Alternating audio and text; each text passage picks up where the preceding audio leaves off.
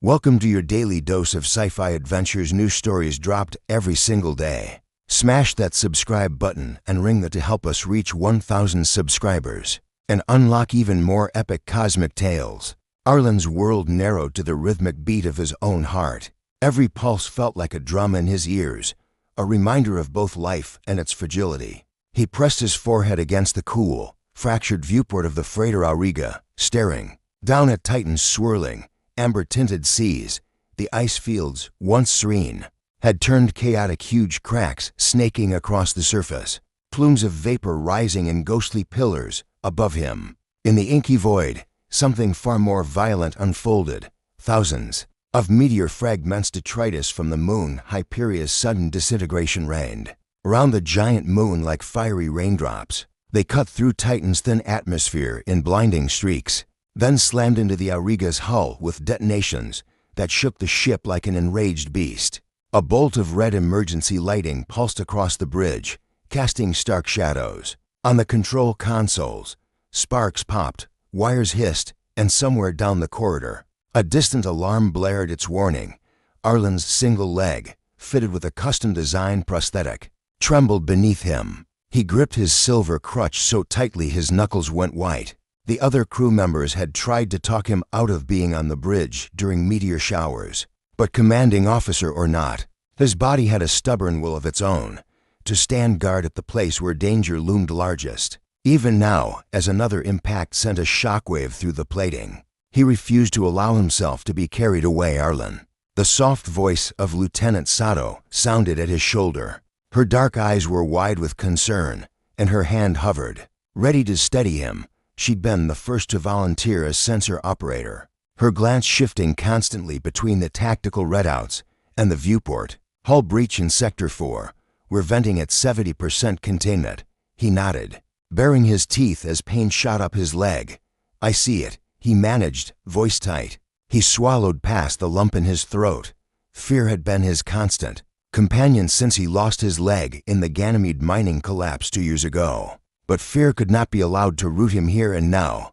Coordinate with engineering. Redirect all available power to the forward shields. She punched commands into her console without hesitation. Aye, Captain.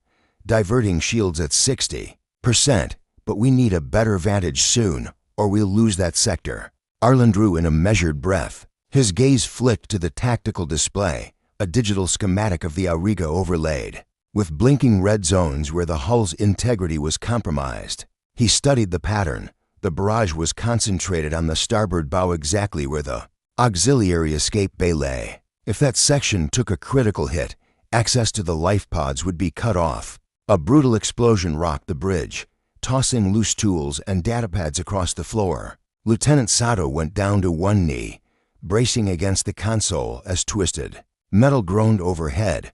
Arlen stumbled but caught himself with the crutch.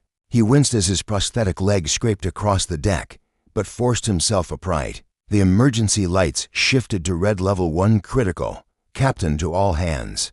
Arlen's voice came over the intercom, rough around the edges. He paused, steeling himself. Brace for impact. All personnel to emergency stations. I will remain on the bridge until we secure the escape bay access. He sounded steadier than he felt. Sato shot him a look of half admiration, half worry. Sir, he shook his head, white-knuckled. I'm not asking for permission. He forced a small, wry smile. I'm giving an order. She nodded, doubt flickering behind her eyes, but obeyed. The speakers crackled as crew voices answered, their tone crisp with training, laced with tension. The Auriga's engines whined as they throttled back, trying to present a smaller profile to the onslaught. Another impact pounded the ship closer. This time, Arlen felt it beneath his feet, a tremor of sheer force. The viewport cracked further, a jagged fissure racing upward. Outside, a meteor fragment glowing white-hot plowed into the hull, tearing away a panel. A flash of orange fire licked the breach before the emergency seals hissed shut. Steam billowing into the corridor beyond. Heat washed over Arlen's face. He could smell burning circuitry. He could taste the metallic tang of fear on his tongue. Yet, in that searing moment, something deep inside him sparked to life. The memory of the accident on Ganymede flooded back, the cavern collapse, The silence, the despair. How he had lain trapped beneath tons of rock, willing his heart to keep beating. How they had found him alive, but broken. He squared his shoulders. Now, like then, he refused to become a statue of regret. And unlike then, he had people depending on him. "Lieutenant," he said, voice steady, "focus all sensors on Sector Bow 1. I want real-time hull tracking. If that corridor goes dark, we'll know immediately." She tapped rapidly, eyes never leaving the display. "Yes, Captain." Aligning sensors now. Arlen inhaled, exhaled. The pain in his leg flared again, equal parts physical and emotional. But an undercurrent of resolve warmed his chest. He squeezed the crutch's handle, feeling its grooves press into his palm like the grip of a steadfast promise to move forward, no matter how jagged the path.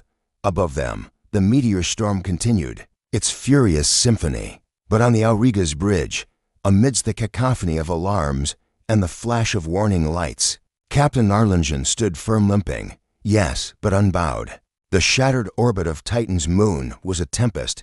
He would be its eye, and when the moment came to choose between courage and fear, he already knew where his answer lay.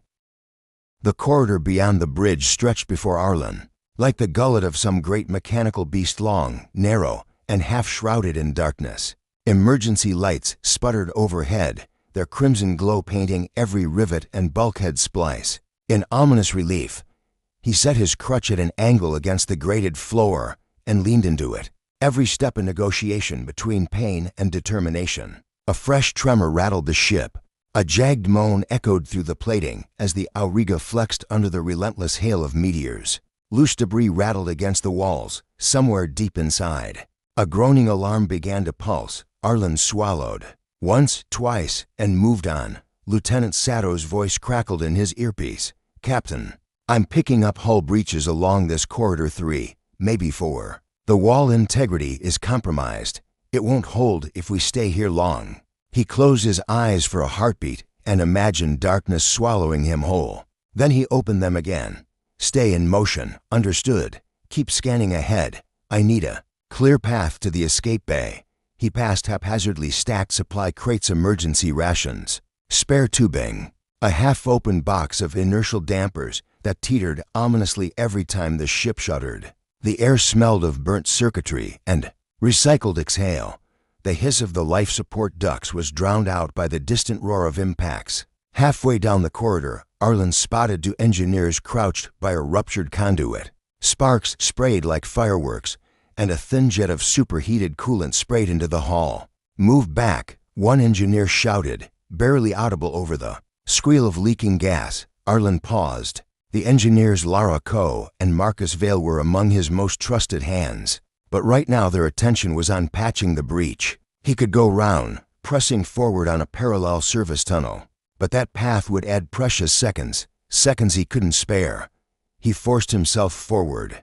"Lieutenant, can you stabilize the conduit pressure remotely?" he called. Into the comm, Sato's voice sounded strained. "I'm trying, Captain.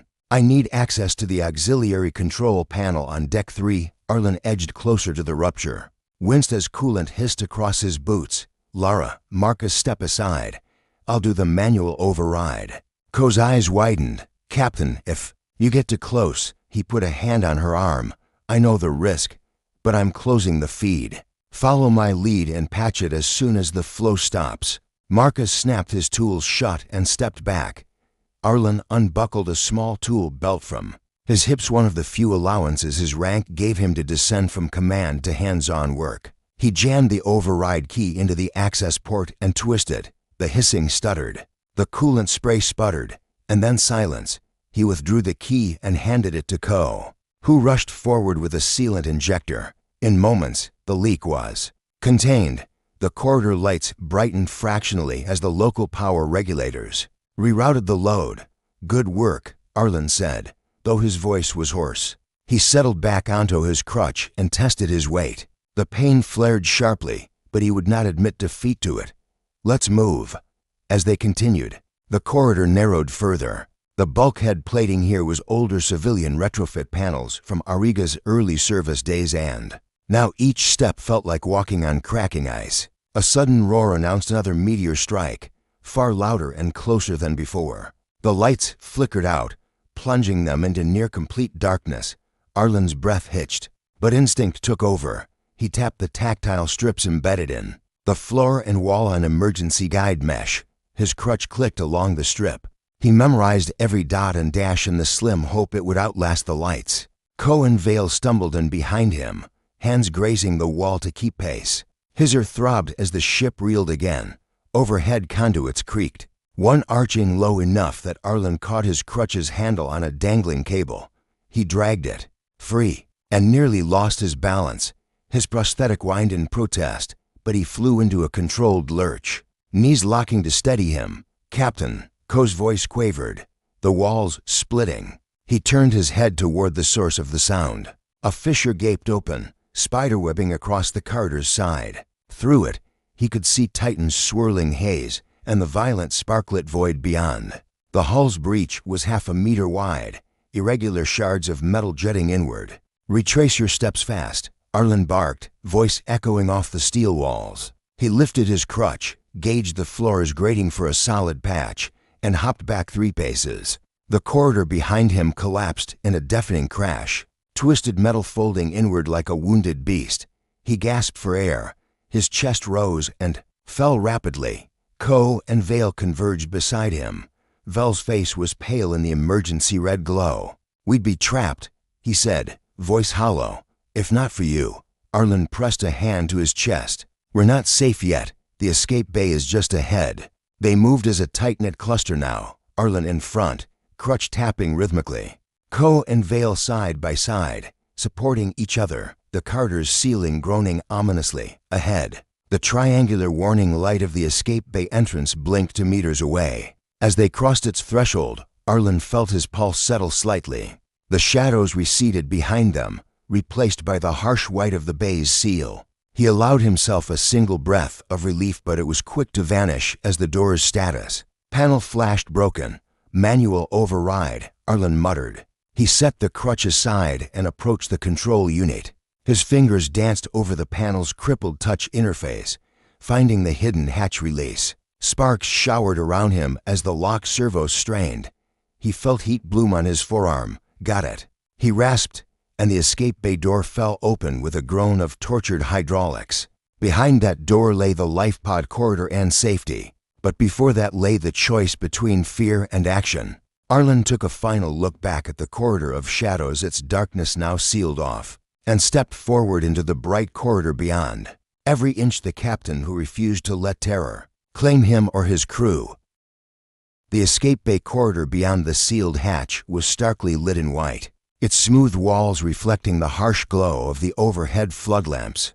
Arlen's chest heaved as he limped forward, crutch scraping against the polished floor. His leg throbbed fiercely, a hot pulse of pain that threatened to buckle him. But he willed himself to press on. Every contraction of muscle, every shift of weight, reminded him of how close they were to salvation, and how close they still were to losing it all. Behind him, the bulkhead hatch yawned, sealed and silent. Through its reinforced viewport, he could see the chamber where he and his crew had fought so hard just moments ago. Now that chamber was under siege, jets of superheated plasma venting from ruptured conduits, alarms pulsing in frantic staccato. The Auriga writhed with every impact, steel testing shockwaves rattling the escape bay like gale force winds. "Captain, the outer door controls are offline," Lieutenant Sato's voice crackled urgently in his earpiece. "Shields are failing to hold. We've got maybe 30 seconds before that bow section gives way." Arlen's jaw clenched. The outer bay door, 2 tons of steel and ceramite, was meant to protect the life pod from the worst of a ship's destruction. But the control panel's lights were red. Fault, manual override required. He dragged his gaze from the viewport to the cylindrical housing on his right wall. The manual release handle, a steel wheel encased in safety glass, gleamed like a beacon. He slid his crutch aside, grasped the handle, and yanked. The glass shattered outward in a whisper of fractured crystal. He wrapped his fingers around the wheel, but his grip faltered as the deck bucked beneath him. He staggered, crutch forgotten, and fought to remain upright. The door's massive locking bolts groaned as he turned the wheel aslow. wrenching effort that tested his upper body strength to its limit. A concussion wave pounded through the corridor. The lights flickered to red, then to black. Emergency. Strobes began their frantic pulse, painting the bay in crimson seconds. He kept turning. Sparks showered down from the ceiling, sizzling as they hit the floor. "Captain." Lieutenant Sato's voice crackled again. "Hull breach at Bautu. We're venting atmosphere fast. You need to get inside that pod now." He forced himself to focus. One ratchet of the wheel, two, three. His hands were slick with sweat, his arms trembling. The wheel spun at an agonizingly slow pace. He could feel the bolts unlocking, one by one. The strobe lights revealed broken panels and shredded cabling strewn around him, reminders of how much the ship had suffered. On the other side of the door, the life pod's nose tipped into view, a squat, armored pod with a gleaming, teardrop-shaped viewport. Painted across its side was the number 09. It was Arlen's refuge now, his single chance to escape. But first the door. Another shockwave slammed into the bay. The entire corridor shifted, throwing Arlen off balance. He lost purchase on the wheel. A surge of panic seized him. If he let go now, everything would lock down permanently. He pressed his forehead to the cool metal of the wheel hub, jaws clamped tight against the pane, and heaved himself forward. Fingers found fresh grip on the spokes. He summoned every ounce of will, turning the wheel in a final, rasping twist. A pneumatic hiss split the air. The bolts retracted with a series of sharp clicks. The door shuddered, then swung inward on heavy hinges. Arlen staggered back, heart pounding. He swallowed past the lump in his throat as he watched the door clear the way. Beyond, the life pod's hatch beckoned. He seized his crutch, wielding it like a staff, and limped across the threshold. Inside the cramped cockpit, panels of glowing holodisplays cast a pale blue light over the controls. Ejection handles, throttle triggers, comm panels, all within reach, all waiting for his command. Lieutenant Sato's voice came faintly through the comm speaker, now embedded in the pod's console. "I'm ejecting the atmosphere from the launch tube. Hurry." Arlen planted the butt of his crutch against the deck for balance, slid onto the pilot's seat, and strapped himself in. His prosthetic knee clicked as he locked it. He yanked at the harness straps, securing the upper chest restraint. Outside, the corridor seal hissed shut. He exhaled, relief mingling with exhaustion. Sweat beaded on his brow, and his arms trembled from the effort of pulling himself into the chair. But within that trembling, he felt a fierce clarity. Fear had nearly won, but courage is stubborn. Relentless courage had carried him through. He glanced at the instrument panel. A countdown timer lit up in red. 20 seconds to launch. Fingers dancing, he activated the pod's primary systems, ran the atmospheric purge sequence, and armed the retro thrusters. As the bay lights dimmed and the final clamps released, Arlen pressed the launch button. A muted boom reverberated through the hull as the pod's bulkhead cleared, and the thrusters ignited in a burst of blue flame. The capsule jolted forward, pinballing free from the dying Auriga. Through the cockpit viewport, Arlen watched the ship's silhouette tremble and then buckle under the Meteor onslaught.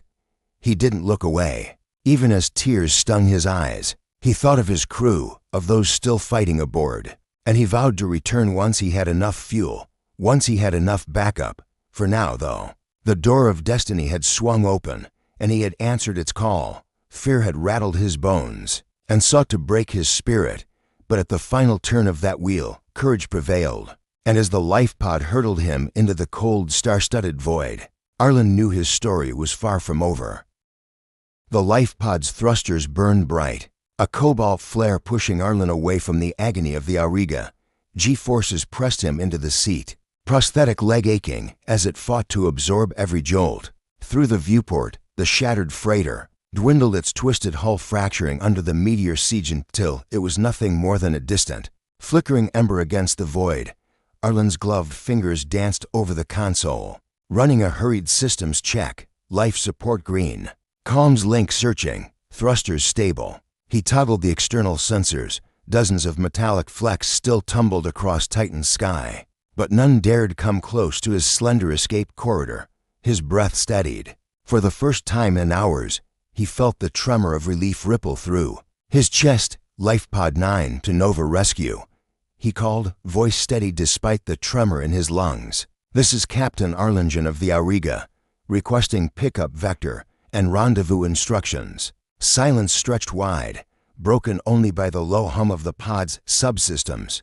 Then, crackling through the calm speaker, came the clipped response of Lieutenant Harada aboard the Nova-class frigate Endeavour. "Arlen, we've got you.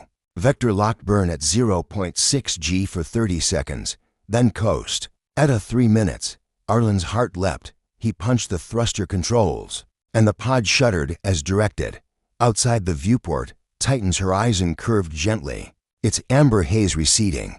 He felt the tug of the frigate's gravity well, a lifeline pulling him back from the edge of oblivion. 30 seconds later, the engines cut. In the sudden weightlessness, Arlen felt his body float slightly, only to be jolted when he gripped the armrest too late. He hissed as the seatbelt bit into his chest. He checked the approach vector. The Endeavour was a sliver of gleaming metal. Ahead, its docking bay opened like a welcoming maw dot as the life pod drifted closer. He watched her rescue shuttles detach from the frigate. Their engines glowed orange, and they arched toward him, their paths converging in a silent ballet. The first shuttle clasped a tether onto his pod's hull, pulling him gently in. Through the viewport, he saw figures, others battered by the storm, faces tired but resolute, climbing into the bay to prep for cargo transfer. When the life pod's hatch finally opened, Arlen pushed himself up, crutch in hand, and stepped into the rescue shuttle's bay. The floor beneath him shuddered as magnetic clamps engaged. Warm lights glowed overhead. Voices murmured in relief. Lieutenant Harada met him at the threshold, each of them half smiling through exhaustion. "You made it," she said, voice soft. "We nearly lost comm link for a moment there." Arlen offered a tired grin, fingers brushing his forehead where sweat had soaked through his helmet. "I wouldn't miss dinner," he joked, though his voice cracked.